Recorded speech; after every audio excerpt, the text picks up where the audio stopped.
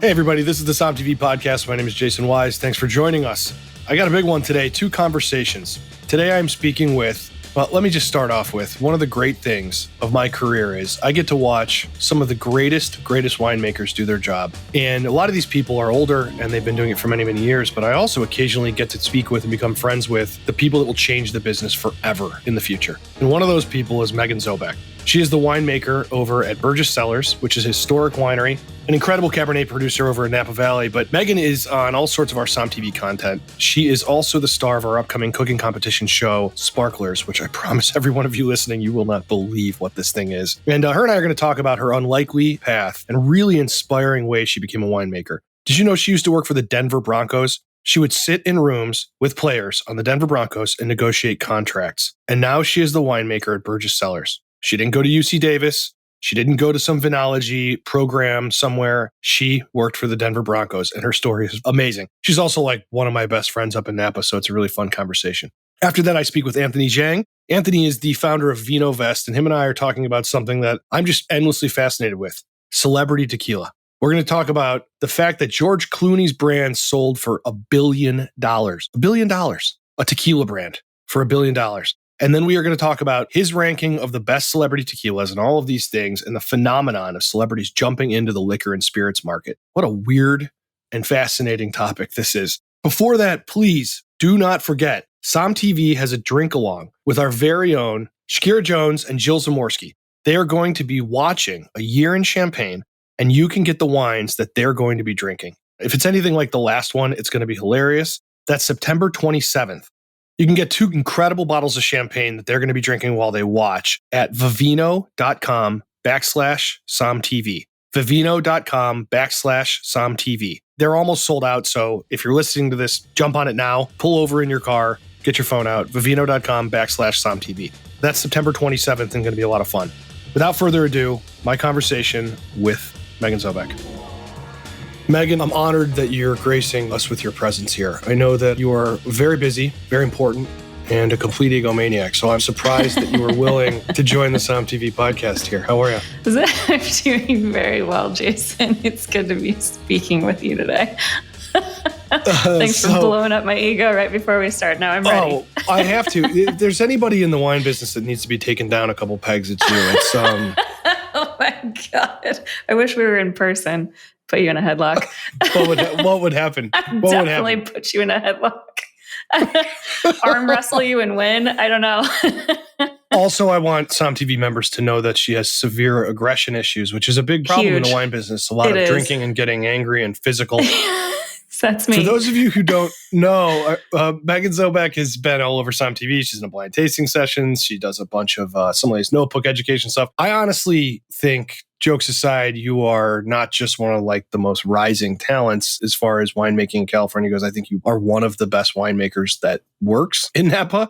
And you're pretty new at this profession. In the scope of winemaking is not a slow, quick thing, or it's not a quick profession to get into. So yeah. I do want to get into a little bit of who you are, what you are. But first, last time I saw you in person, we were filming a cooking competition coming up called Sparklers. Oh my goodness. That's coming to SOMM TV. No spoilers, but I just want to talk for a second about being part of a cooking competition show. Now, this is the first one I've ever directed. Yes. And I'm assuming it's the first one you've ever been in. It is the very first.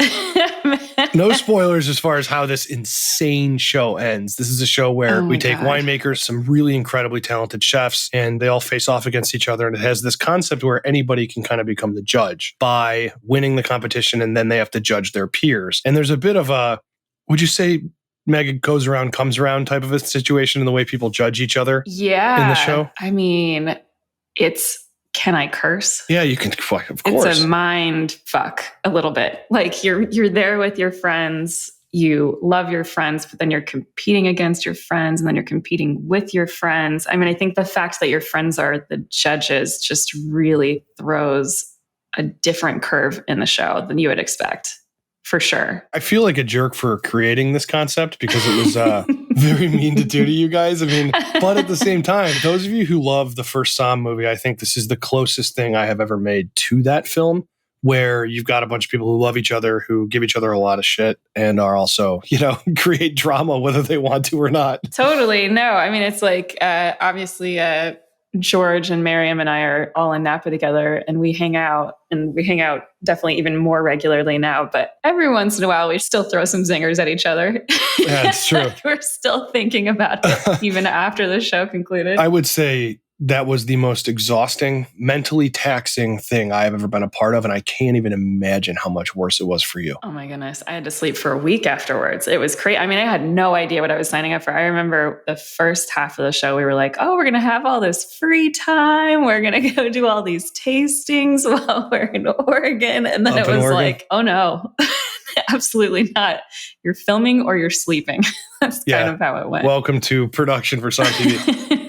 Kind of like Harvest. Sparklers is coming to everybody listening. It really will be a massive, massive event for SOMM TV, and it's a good one. Back to winemaking. Part of the reason I wanted to have you on, of course, you were on Sparklers, but also your origin story into getting into wine. What is your job now? What do you do? So right now I'm the winemaker for Burgess, which is a winery just below the Howell Mountain AVA. We actually lost the winery last year, so we have a new location closer to Napa. And we just recently purchased Luna, not the brand, but the old winery. It was originally St. Andrews, owned by Clos de Val. Mm-hmm. So we will be making wine there for the next several years. That's a hell of a baptism. Pardon my language, but of fire, into winemaking. It's absolutely. Last year was an interesting one for everyone, and certainly not what we expected. But I think all of us working here are so dedicated to the brand and dedicated to the history of that wine and that winery. And we just see it as a new chapter. Love it. So speaking of chapters, I don't know if people know this, and they will after Sparklers. You got started working for the Denver Broncos. Yes. Now, I just want full disclosure as a Cleveland Browns fan, being from Cleveland. I am not a fan of the Broncos, but I do love football. Yes. What did you do for the Broncos? The job that I left to get into the wine industry, when I left the Broncos, I was negotiating player contracts on behalf of the team and then also managing the salary cap. And so were you interacting with the players? I mean, were you working with? Yeah. So in the NFL, you've kind of got it, it's kind of divided. So you've got like the football side and you have everything else. And everything else includes like marketing, PR, ticket sales, things like that. Football side includes contract negotiations, the college scouts, the players, the coaches. So I was considered the football side. And so definitely interacting with the players on a daily basis. Having done this now for a decade, observing winemakers and observing chefs, I really do think your background and who you are goes right into the wine. Especially, you have your own label coming up,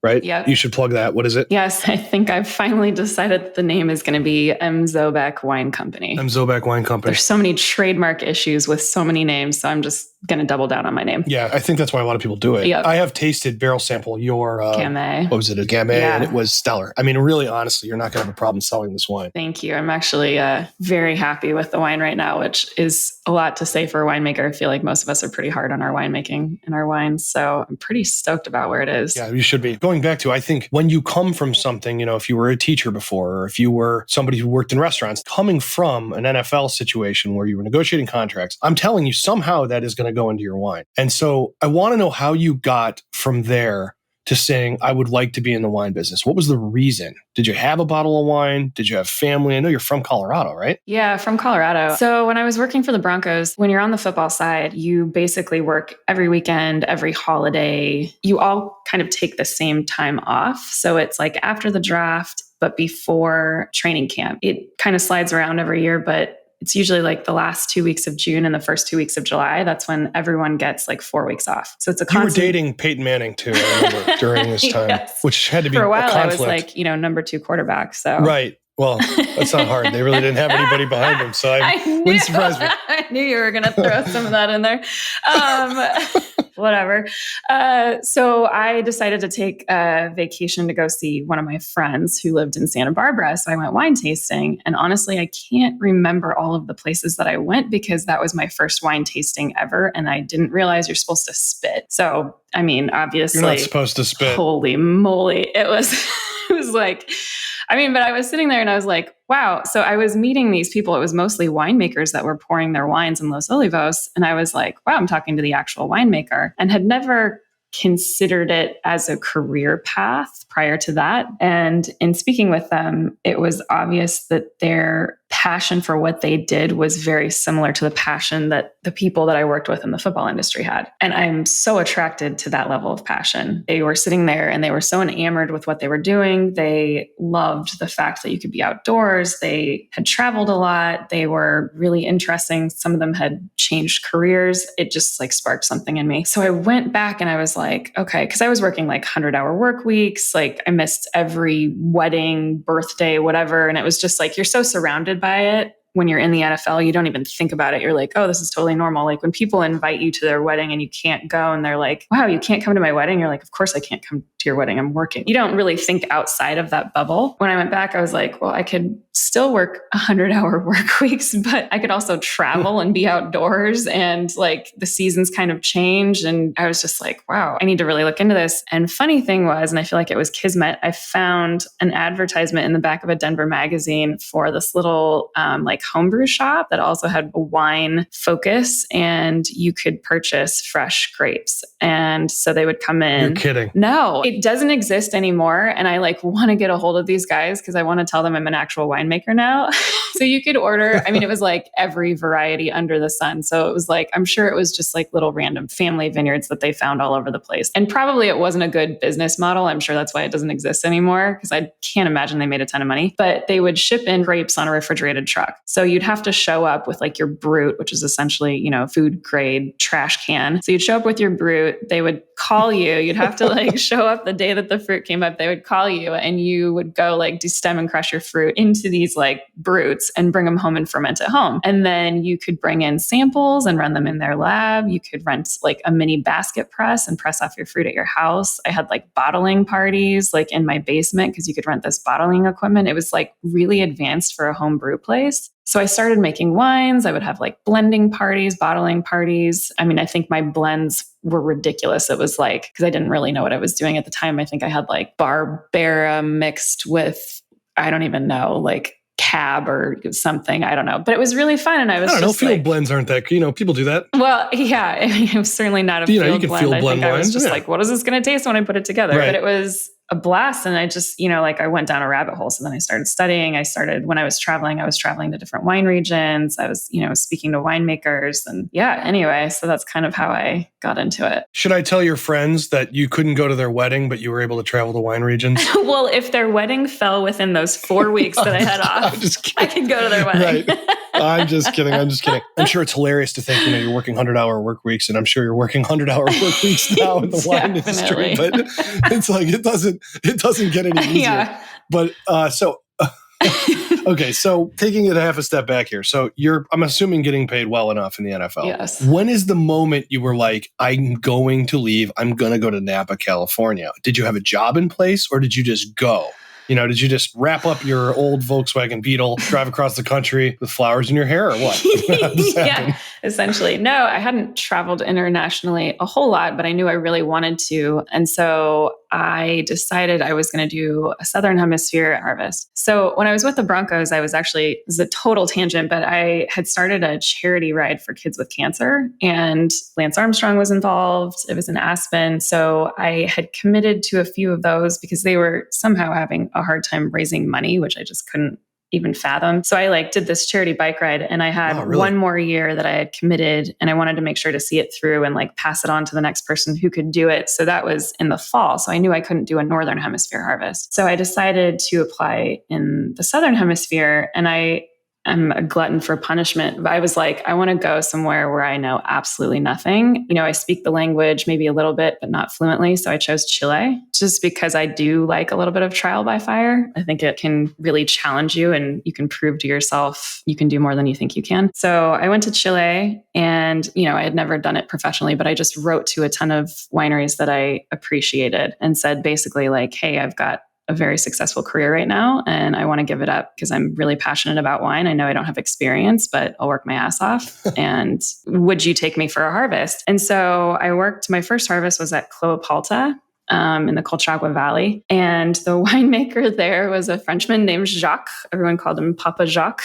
And he's like best friends with Michel Rolland. The property is owned by the Marnier family of Grand Marnier. Wow. It's a beautiful, beautiful, beautiful winery. But he took me on because he was a total romantic about wine and was like, okay, great. If you're that passionate about wine, yeah, come work a harvest for me. So I went and worked there. It was a biodynamic vineyard, one of the biggest at the time. I'm not sure if it still is, but it was just this incredible immersive experience. So that was my first harvest. And then for my second harvest. That's wild. So Yeah, you're just go like ahead. John Cusack and like say anything with a radio above your head, with the boombox, just like, please take me. Please take Like, me for harvest. That's an incredibly inspiring thing. You hear about these kind of stories where people just go, I'm going to throw myself at something and it's just going to work because I have no backup plan. Yeah. It's very inspiring. People thought I was crazy. Everybody listening, listen to Meghan, quit your job. Don't even give notice. Just go to Napa. Harvest is coming up. They will take you in. Yeah, exactly. No, I know. I'm like, when people ask me, I'm like, well, I did it. Like, they're like, oh, should I quit my job? And I'm like, it could fail, but like, do you want to sit there and wonder what would happen if you didn't do it? Yeah. That would be the worst torture for me. If I tried it and it failed, at least I would know. But if I never tried it and I could be where I am right now, like, oh my God. Yeah, that's very similar to this dance career I'm looking to have in the next year. You should really do it, Very Jason. similar. Dude, I'm here I'm to not tell going to you. wait another minute. You have inspired me. Yeah. I was watching Riverdance the other day. Anyways, so you come out of Chile and you go back to the NFL. I mean, what I want to do is try to establish what you did when you landed there, because it's a really tough thing to do. And I'm sure in the fog of work and the fog of how determined you were, you may not see this, but it's not an easy thing to do. It's crazy. Not easy. It's so competitive. The NFL, You you didn't go to mean? UC Davis. Yeah. Oh, wine. The NFL and wine. Both Yes. of these things, the NFL is different. I don't think people realize how corporate the NFL is. It's a very corporate environment. The NFL is a different world. Yeah. I've only brushed against it. No, I mean in wine. And I think becoming a winemaker, being a winemaker, it's interesting. And I have some questions about that leading up. But how did you get yourself into actually working as a winemaker or an assistant winemaker first? Who took you in? So I did several harvests overseas and made some connections that way, worked my ass off because I did realize I didn't have a degree. So what I didn't have on my resume, I needed to make up for with just sheer grit and hard work. So the big break that I got in Napa would have been Screaming Eagle. Once you work at Screaming Eagle, that's like a big... That's Trader Joe's wine, right? Yes, yeah, $2 check. It's $1 check times a lot, Right. times a couple thousand. Nick is the winemaker there, and he has very high standards, which I actually appreciate. If I'm working at a place, I want it to have the highest standards because I feel like that brings the best out of me. And once you work with Nick, it's really, if you have that on your resume, people pay attention because you are not successful there if you're not working your ass off. Screaming Eagle doesn't give tours. You can't go visit that winery. What was it like to work there?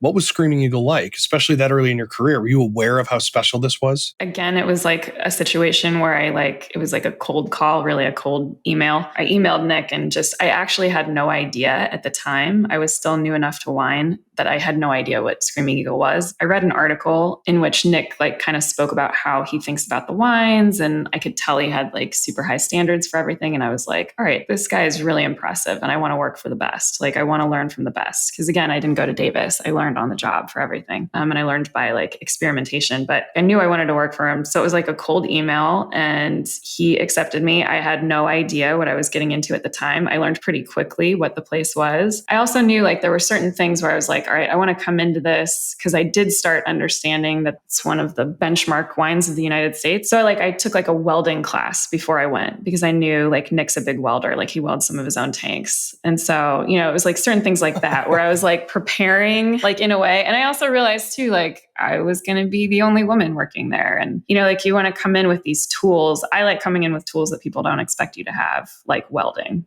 No one expected me to have welding. I took this welding class over the summer before I started working for him. And it was me and a bunch of burly dudes. And I walked into this class and they're like, oh, honey, jewelry class is down the hall. And I'm like, oh no, I'm here to fuck some shit up in the shop. Let's do this. Show me to your plasma cutter. I want to see sparks. It was just one of these things. From now on, your nickname is Plasma Cutter. Yes, perfect. Not Sparks. Okay, fine. No, Plasma Cutter. Plasma Cutter just sounds like somebody in the Space Marines or something in a movie. Lead me to your Meg. But yeah. It's like the cast of Aliens or something. Yeah. All right, go on, Plasma Cutter. Yes. So I wanted to be taken seriously. So I came prepared or over prepared. Nobody else knew how to weld except for Nick, but I was like, all right, this is what I want. I want to come in. I want to learn everything. I don't want to start at square one. I want to start at square 10 and have him take me to square 50. Incredible. So to give a football analogy, when you have, say, a Peyton Manning, everyone else works harder around because they're oh shit, this guy came correct. This guy came to fucking play. And so when you see that and you're on that team, you're like, shit, I got to bring my A game. I need to step up. So it's one of those things where you show up in that place and you're just like, okay, this is next level. It's really, really inspiring. And now, spoiler alert, you are that person at the winery. So now you're the person people go, this woman is plasma cutting and she's very intense.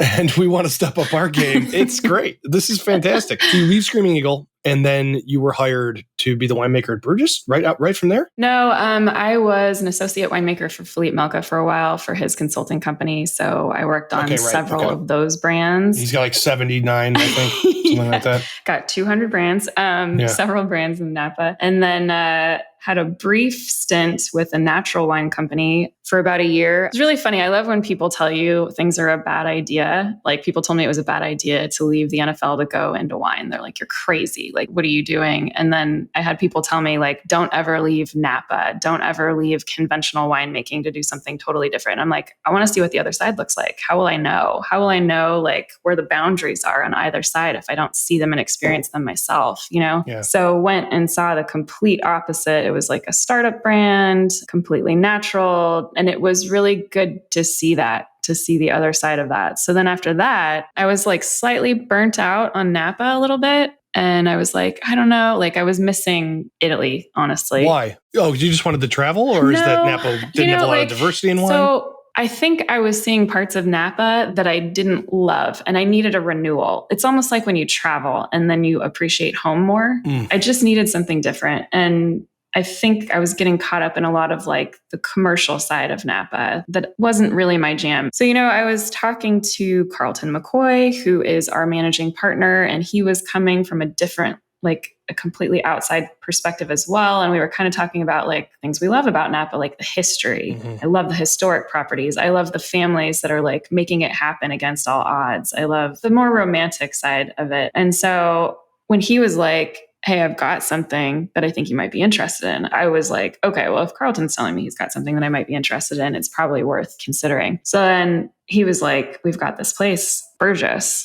have you heard of it? And to be honest, I had passed it several times on the highway and not really heard about it because the story hadn't really been told. But once I started looking into it and started really looking into it, with the historian that I introduced you to, Miriam, she knows everything about Napa history. And I started talking to Graham Mcdonald a lot and started talking to Lisa Tony and started hearing the stories. And I was like, holy crap, this is such a gem. And so, I took the job as winemaker of Burgess, and they're giving me free reign of the vineyards and that farming style, working with the team here to convert everything over to regenerative farming. This is my next iteration, and I'm hoping it's my retirement job. I've got so many plans for this place. I love it. Now that you've done this, and it was a pretty quick process, honestly. I don't know. I'm not a winemaker, but from my experience talking to people, this seems like you decided what you were going to do. You looked that direction and you walked straight at it. I mean, it's pretty impressive. What's the reality of it now that you're actually there? Yeah. Is it what you thought? Is winemaking what you pictured? Is it what you wanted to do? How do you feel about it right now? I love it so much. I mean, I think a lot of people romanticize what winemaking and wine is, for sure. You see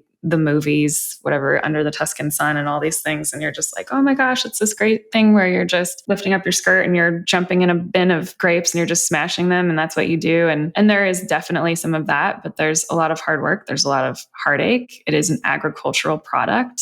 You are at the mercy of nature on a yearly basis, sometimes a monthly basis, but there's beauty in that too. It's never the same. And it's very interesting to capture a moment in time yearly, like it's a little time capsule every year. Like for me, it's still romantic. You are tired, but you're tired in such a good way. Like during harvest, when you are it's like training camp, like so similar to football. And I can't not do the analogies, but like during training camp or during harvest, you're so effing tired because you're just grinding and grinding and grinding, but you're all in it together. And like when you look around at your team and they're tired too, you're kind of like, yeah, we're in it together. Like, I feel you. And like when you're in the valley in Napa and you look around and you see like bags under people's eyes and everyone has stained fingernails, you're like, yeah, I feel you. Like, I know, we know. Yeah, it's incredible, but it is a ton of work and it is very competitive and there aren't a lot of winemaker jobs available. I have several friends right now that are looking for winemaker positions. Try hoping to be a dancer. It's hard, River dance. I'm sure it's very competitive. Yeah. Cutthroat.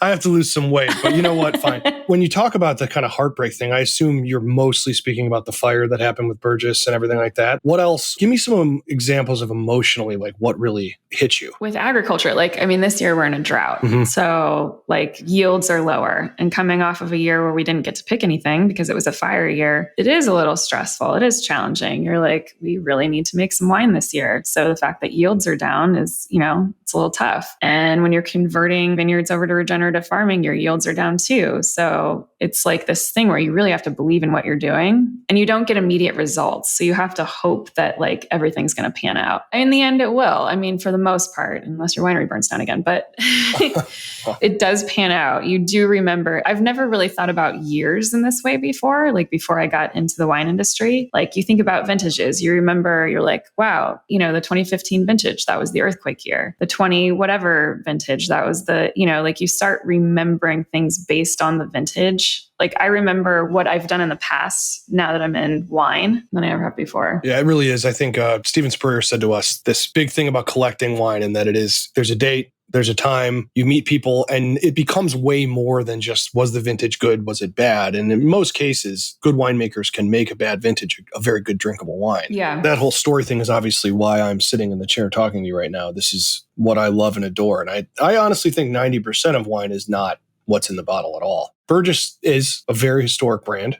Very historic. It is. There's so much history. And it wasn't that I hadn't heard of it. I just didn't know about it. It's got a deep history. The actual hillside was developed in the 1870s. The original stone winery that we just lost was actually built in the 1870s. Warren Winiarski had his first several harvests. His first wine job was at Souverain Cellars, which was there prior to Burgess being there, prior to the Burgess purchase. Mike Grigich was there. There were several greats that were there. Oh my gosh, there's so much interesting history. So for a while, when Lee Stewart was there, who was the owner of Souverain, he didn't have a ton of cab there. So they were actually purchasing some cab back in the day from Spring Mountain from La Perla Vineyard. Mm-hmm. Okay, so when Burgess purchased it, it was not totally cab. So in the 70s, you've got some vintages of cab there that are actually Spring Mountain. Because it was also very collaborative back in the day.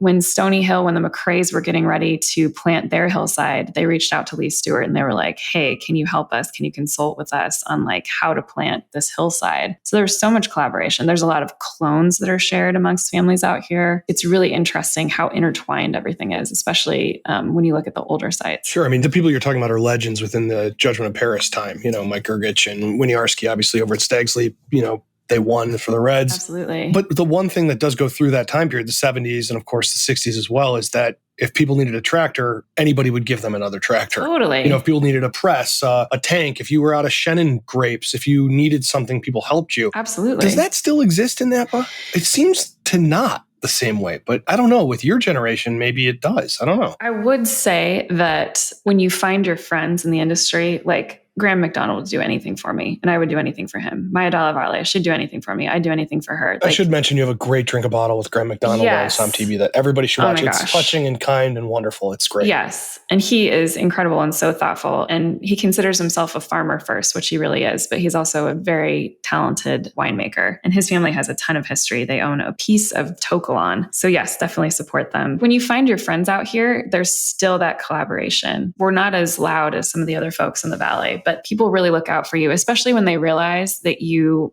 you value Napa. I think a lot of outsiders came in, like it was originally like very family owned. And then, some big commercial places came in, and not that those places also don't have their place. I mean, they are the reason that a lot of people know about Napa Valley. But I think a lot of the families that were a little quieter and didn't have quite as much money in the Valley, like maybe were like, oh gosh, like we're going to be taken over by these people. And maybe they got a little more quiet and isolated. And for the most part, they were taken over. I mean, I hate to say it, but yeah, it's true. But when those people realize that you have good intentions and that you care about the Valley and you care about the history, they'll do anything for you. It's the same. It's just not as advertised. Back in the day, it was like there were only a few families. Now there are several hundred wineries out here. When they know you and they know you've got good intentions, they definitely support you. And we all support each other. That's actually one of the things I love. I love the collaboration. Like I love the support. When I came back and I really started digging into the history and really started reaching out to people, I was like, wow, this is amazing. I think that that's something people forget about wine, is that it is a very collaborative, it's not unlike making a film. There might be a director, but I promise you, everybody works their ass off on that thing, and Totally. It's very similar in the way that it takes a lot of hands to put together something that's singular. Absolutely. It's pretty amazing. Same as the NFL. Yeah, same as the NFL. Do you have any last things? There's got to be somebody, just one person listening to this podcast who's thinking, I want to be a winemaker. I want to be something that seems unattainable. For you, your journey's just started, I'm sure is how you feel. Yeah. But for somebody that's in a much earlier state than you, what advice would you give them on how to get to where you're dreaming? Trust your gut. There are a lot of people who are afraid to take risks, and don't let their fear be translated into what you're doing. Like, don't let their fear hold you back. Don't adopt their fear. If I had done that, I would have never left the NFL. I would have never, experienced different wines. I never been on a cooking competition show. Competition, dear God. Wow. Yes. Jason. On the nose. Yes, indeed. Seriously. I mean, it's so true. It's like, it's so easy to adopt other people's fear. I never would have started, suggested regenerative farming out here and things like that. Like, you might fail, but you're going to learn something every time, even if you fail. Like, you can't be afraid of failure either. If that's what you want, go after it. But realize you may have to be creative in making it happen. Meg, I adore you. Thanks for being on the podcast. It means a lot. I adore you right back. Thanks so much for having me. All right, I'm going to go watch Riverdance. Okay, sounds good. Now we're going to take a transition from wine over to everybody's favorite regretful spirit, tequila. Let's talk celebrity tequila with Anthony Zhang. How you doing, bud? Hey, Jason, it's good to be back. Good. I hope you're 2 or 3 sheets right now, since we're about to talk about celebrity tequila. How many sheets are you? Absolutely. Oh my God. No, you're not. You're a responsible guy. It's the middle of the day. I don't believe you. All right. So the reason I wanted to talk to you is you tweeted something about celebrity tequila and you sort of have your pulse on a part of the world of alcohol and wine that I don't, which is value, acquisition, the way things go up and down in price. Mm-hmm. I sort of don't think this way, but I am more and more interested every single day by thinking about it, reading what you write, and being an investor in Vinovest. Let's talk celebrity tequila. When did this whole nonsense start, where tequila was not the brand or the taste, it was the representative? I think it really just got shot off the map when George Clooney first started Casamigos back in 2013, and then sold it just 4 years later for $1 billion to Diageo. $1 billion. 1 billion with a B. I think that just kind of was like a holy crap moment to every single other celebrity to be like, hey, if this guy can do that in just 4 years and make $1 billion on the exit, why not me? So I think that's when you have just a proliferation of all these sort of followers, copycats, people doing their own angle, because they're likable people, right? Like The Rock, the most likable human on earth, according to some, started his own tequila brand and launched it last year in the middle of the pandemic. Yeah. What is The Rock's brand? It's Terramana. Let's take a step back here. I've drank a lot of tequila. Enough to have 2 kids at least. Love it. And yeah, I want to ask you, $1 billion. Are they paying for what's in the bottle? Or are they paying for the fact that George Clooney? I mean, I just don't get it. I don't see how it's possible a brand with only 3 or 4 years behind its belt is worth $1 billion in any capacity anywhere. Yeah, I think that's a great question. And I think to see the worth of that company to be $1 billion, I think you got to look at the perspective of Diageo, right? They own a ton of different tequila brands. What is Diageo? Why don't you take a step back and explain to people what Diageo Diageo is. Yeah, Diageo is a massive company. They own pretty much most of the tequila or even alcohol that you see on shelf. So whether it be Smirnoff or in the whiskey side, like ultra premium like Macallan and Don Julio, even on the tequila side, they just own every single alcohol you can probably think of. So they're a huge conglomerate. And I think they announced the acquisition because they saw that Casamigos was kind of creeping into the territory of some of their ultra premium tequilas, Don Julio being one of them. And when you're that big of a company, your options are, hey, should we build something ourselves to try to compete with it? Or should we just buy it outright and use our scale to even grow it and blow it out of the water? And I think they chose the latter because it's just a lot easier and quicker to do than developing and cultivating a brand around, a superstar like George Clooney, which you can't really replicate that sort of brand awareness and brand equity there. So I think when you talk about the acquisition, that's really what the real worth is in it. It's not on the sales. It's not on, the quality of the tequila or anything proprietary. It's really just George Clooney and his race and his brand. I know a lot of these liquor brands, full disclosure, I know several people who work at Diageo and some of them are wonderful people, but they're buying grocery store shelf space, really. They don't want a competitor sitting next to their brand. Absolutely not. So if you think about Don Julio, they can put Casamigos next to it on a grocery store. I mean, in California, you can buy liquor in a grocery store. You can't where I'm from in Ohio, but regardless whether it's a grocery store or a liquor store or whatever, it's an incredible thing to think the competition is within your own company. So if somebody runs their hands across bottles and they go, I don't want Don Julio, I want Casamigos,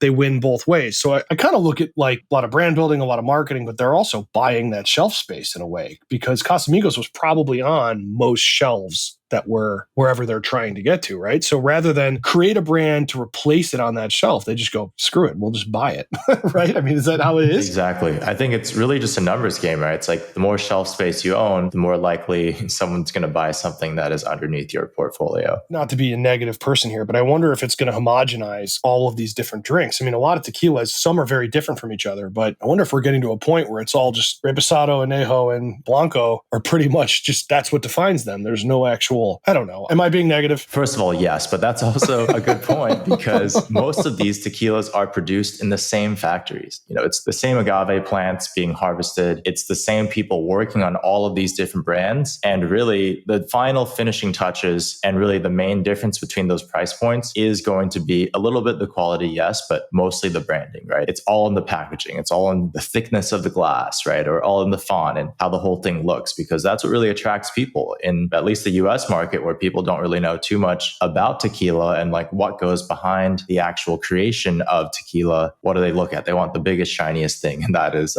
kind of the strategy there.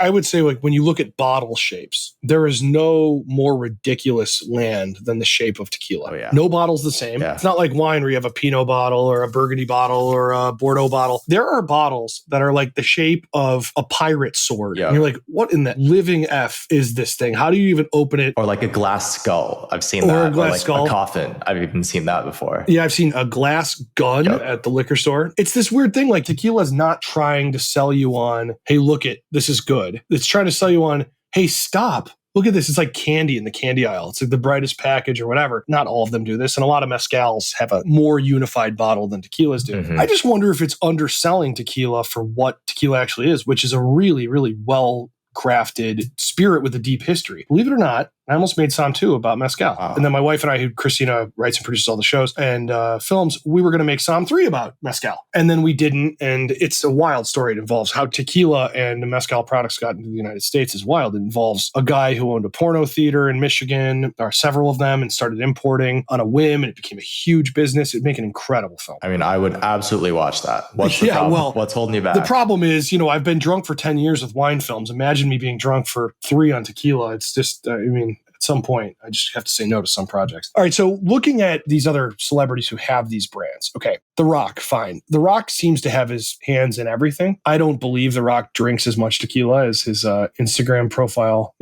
shows, but at the same time, fine, whatever, maybe he does. But, when you look at the list of people, The Rock, Nick Jonas owns a tequila brand. Nick Jonas, Shay Mitchell. The biggest would be obviously Kendall Jenner, who launched 818 a few months ago. Well, and a lot of people know Kendall Jenner got her start harvesting mezcal plants in a mountainous region of no. I mean, what really? I mean, absolutely. She spent the last 4 years apprenticing in Oaxaca and developed that deep appreciation. Yeah, I believe that not at all. I wonder too, is there like some brokerage firm that comes to like, E40, a rapper who I actually like a lot, makes a very good wine, believe it or not. He has a wine? Oh yeah, E40 does have a wine. E40 has a wine? Yeah, and it's good, for real. Send me that link. I got to drink that. Yeah, it's good. We were talking about having him on the podcast. I'm going to eventually. It's a total sidetrack. But is there a brokerage firm that comes to these people and says, hey, I make tequila. We'd like to put your name on it. Here's 70% of the revenue, and they back up a dump truck full of money? Or is it really, from your knowledge, somebody like, I don't know, Adam Levine, who goes out and says, you know what I really want to do with my time right now?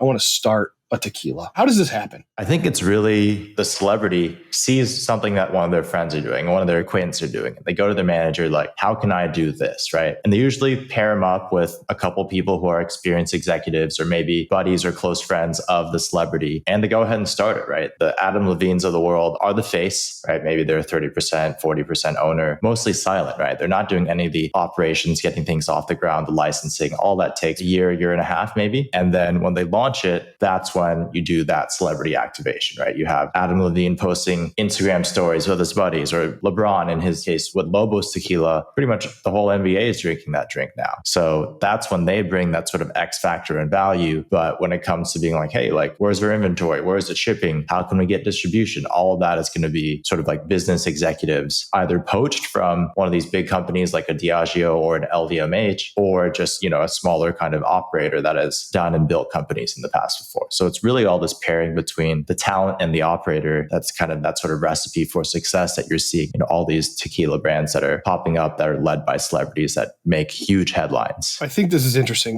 When SOMM came out, and I promise this is going to turn back to tequila, people were angry and said, these people shouldn't be famous. They're sommeliers. They tell you what to drink, but they don't actually make anything. And I remember it being probably a bigger blowback than it actually was because I was in the middle of it. But it's funny, that's just gotten crazier and crazier. I mean, you drink tequila, you have no idea who made it. None. Absolutely no idea. None. It's an interesting thing, at least with wine. If somebody goes, you should drink this bottle, you get a bottle and you look at it and you go, okay, it's Chateau whatever. Or it's, something from California or whatever, but you know who made it, or you can Google it. When you look at a bottle of tequila, in a lot of cases, it does not have the celebrity name or anything like that on it, but it also doesn't say who made it. It doesn't say when it was made. And I wonder why this is, because what I see on social media and what I see about the way people treat everything that goes into their bodies is like, we need to know what it is, where it is. And yet they'll turn around and buy a tequila made by some Jose Cuervo off the shelf. Yeah, there's an AC/DC tequila, Thunderstruck. Oh my God. Which, by the way, I'm looking at and I'm like, do I want to try that just song, because? By the way. Yeah, I'm in. I want to AC/DC, drink Thunderstruck and listen to Thunderstruck with you. That sounds incredible. Oh, it sounds like a night where we're sleeping on the couch the next. Yep, a night you don't remember. But I'm in. Yeah, I'm in. I guess what I'm trying to get at is this a good trend? Does it matter that it's a good trend? It's not going to stop, right? I think we're just so early because like the tequila market globally, I think it's about almost $10 billion. Well, one of that is George Clooney. He has 10% of the global market, which is kind of crazy to think about. Oh my God. I just can't get over it. That's why I wanted to talk to you. How do you, $1 billion? Okay, so keep going. Sorry. And then, the market's projected to grow around 6% every single year for the next, I'd say 5 to 10 years. But when you look at it in its cycle compared to other spirits, the education really isn't there, right? Most people don't even know that there are actually different varieties of agave plants, just like there's different varietals of grapes. That blew my mind when I learned about that. Yeah. And I was like, holy crap, like it's not just Cabernet everywhere, right? Maybe that's the most popular form, but there's also Merlot, there's also Syrah, there's also those like equivalents. And I think most people don't even know that. And we need to get there before we can start learning more about the people behind it, right? Because right now it's all about the brand and not really much about the production or the winemaker, because unfortunately it is so homogenized. It wasn't really created to be like a luxury or a premium thing. And now it's starting to get there. Yeah, I think I too was very, very, very taken by, learning about Tobola and all of the different kinds of little agave plants, large ones, different methods of making it. I'm sure there are many people listening to this podcast who are experts on mezcal and tequila, so I don't want to. But I mean, there's one where there's actually rabbit or some kind of fowl that's hung above it, and the fire has fat drippings that go into it prior to fermentation. I mean, there's technique. Yeah, Pachuga, exactly. That stuff is crazy. And it's delicious, honestly. I mean, but you have one Pachuga from one producer and another from another, and it's totally, totally different. And I think that you're very right. I don't think you're probably right. I think you are absolutely right. There's not enough education for people to understand just what it is and how it was made to even get to a point of who made it, which is unfortunate because this is like multi-generation, insane precision to do this stuff right, especially mezcal. Yeah. I mean, mezcal is it's such a labor of love. It takes so long for some of these agave plants to even start to be ready to harvest, right? Sometimes 30, 35 years, which is crazy to me. And you can't really reuse it. No. That's kind of the biggest difference between grapes and agave is like, hey, you chop that agave down, you got to start fresh. You can't just wait till the next harvest next year. But I think just like Scotch and just like Japanese whiskey, it's going to have its time. Now there's people who are incredible connoisseurs and people start to know about their whiskeys and their bourbon and their Japanese whiskey. And it's become a huge thing that people can collect and enjoy and cherish and value. And I think absolutely the next spirit to have that sort of huge worldwide reckoning is going to be tequila. Yeah. I will say, though, I've been hearing that for a decade. And I wonder if it's just happening the way it normally happens, not overnight. There's peaks and valleys kind of thing. All right, well, let's take a look at these brands. You as somebody who really prides themselves on being ahead of the market as far as what has value, which one of these would you buy? So George Clooney sold for $1 billion.